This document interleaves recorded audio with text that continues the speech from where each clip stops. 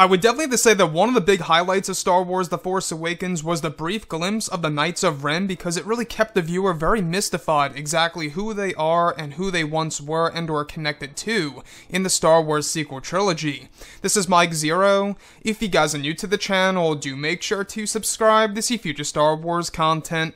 Now, a lot of people are very much invested in wondering about the Knights of Ren in Episode 9. Now, we do know that they are going to be very prominent and significant in this movie and in the promo material of the final installment of the Skywalker saga. Now, these past couple of weeks or so, we've been learning a whole lot more about this film when it comes to some of the set leaks, the set designs, the concept art, and storyboard descriptions, etc.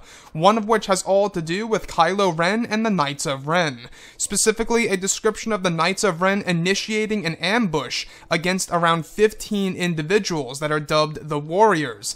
It's described that one of the knights is wielding an ignited red lightsaber that pierces through one of the warriors' abdomens, eventually falling down to the ground. The next goes over a Knight of Ren throwing spears in defense against two opponents. Another describes a Knight of Ren using a shield against blaster fire from one of the enemies, where the knight begins to move forward. The last goes over three knights behind Kylo, as Kylo uses the crossguard saber to deflect the blasts back at the enemies. So I want to go over a couple of parts about this and why this screams the dark part of Episode 9. We do know that this movie is going to have elements that are going to be darker than that of Revenge of the Sith.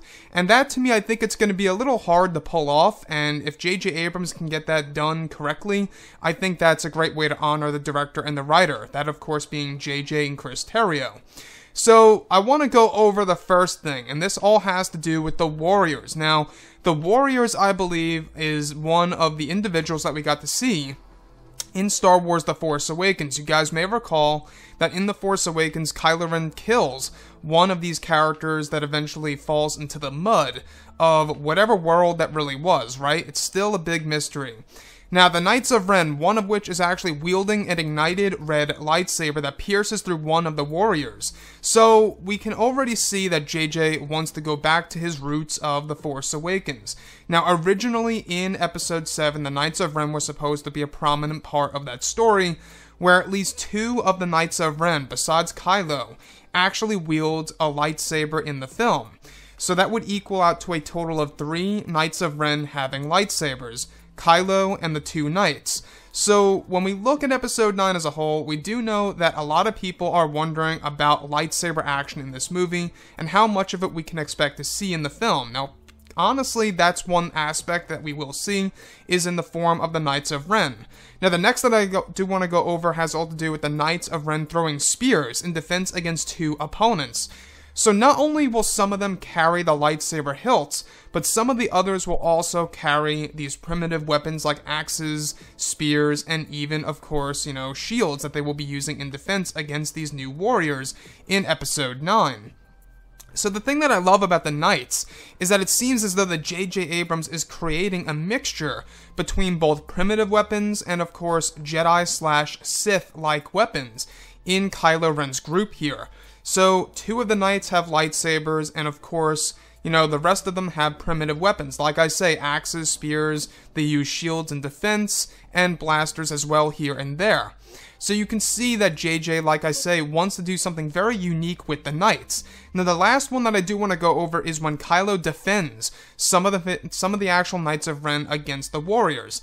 So the last goes over 3 knights behind Kylo as Kylo is using the crossguard to deflect the blaster fire back at the enemies. Now, like I say, I think that this most definitely connects to the flashback sequence that we got in Star Wars Episode 7, The Force Awakens. And the reason as to why I believe it is because these warriors are actually written in the original script of The Force Awakens. Now, that guy that gets killed by Kylo Ren in the script of Episode 7, he's actually referred to as the Warrior, or something like that, like a clan warrior.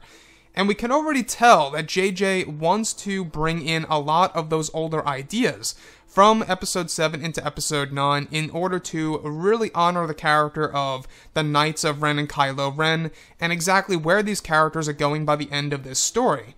Honestly, I think that the Knights, they're going to become one of the most iconic group of characters in the Star Wars sequel trilogy and in the Skywalker saga.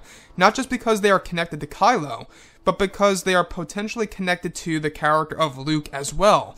We know at least one of the knights has a deep connection to the character of Skywalker, and a lot of people are pointing fingers at Keri Russell. A lot of people believe, including myself, that Keri Russell is indeed a Knight of Ren. In fact, you guys may recall, just a couple of days ago, we went over how Keri Russell's character even does have a helmet in this movie, very much like a Knight of Ren. Still no 100% confirmation on her being a Knight of Ren, but I think that everything that we have gathered these past months or so is pretty much pointing in that direction.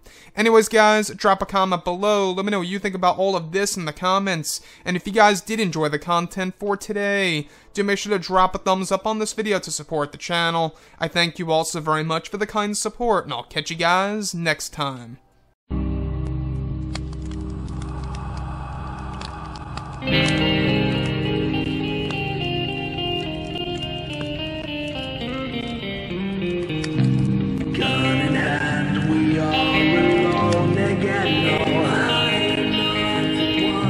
From night to moon.